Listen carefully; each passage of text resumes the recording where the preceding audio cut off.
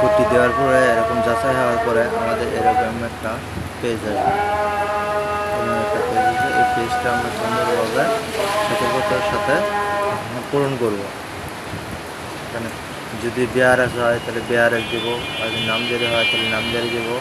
নাম দেওয়ার পরে একটা খতিয়ান নাম্বার দেব, চাই দেওয়ার পরে আমাদের এখানে খতিয়ান নাম্বার দেব, পরে এখানে দাগ দিব, পরে এখানে জমির পরিমাণ দেব,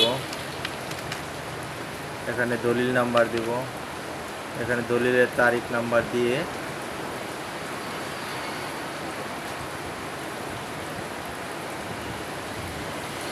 তারিখ নাম্বার দিয়ে পরে এনে আমরা রেজিস্ট্রি অফিস যার যে এলাকা সেটা দেখাই দেবো। আমার ফুলবাড়ি দেখা দিলাম।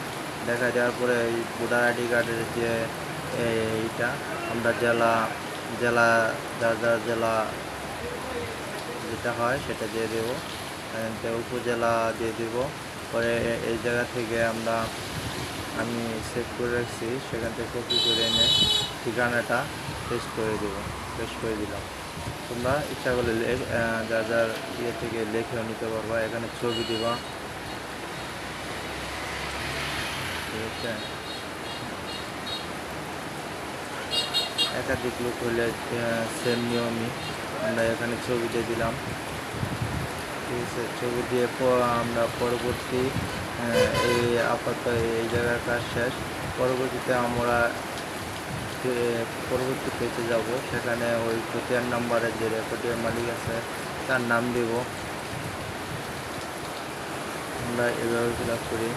এখানে রেকর্ডীয় মালিকের নাম দেব, এখানে মোবাইল নাম্বার দেব, এখানে যে পয়সা থেকে কতটুকু পরিমাণে জমি কারিজের জন্য আবেদন করা হয়েছে সেই জমির পরিমাণটা দেবো আমি 5% দেবো। এখানে জেলা উপজেলা, পরে এখানে রেকর্ডীয় মালিকের নাম দিয়া মানে পরবর্তী সংযোগে চাপ দিয়ে দেবো। চাপ দিয়ে দিলে এটা কাজটা ওকে হয়ে গেল। পরবর্তীতে এখানে দলিল, পরে পর্চা, অন্যান্যের মধ্যে যদি আরও কোনো কাগজ থাকে সেগুলো ঢোকাই দিতে পারবেন।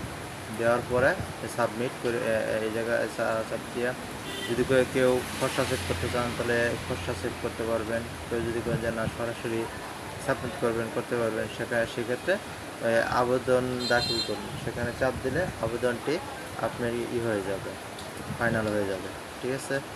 বাই, সঙ্গে থাকার জন্য সবাইকে।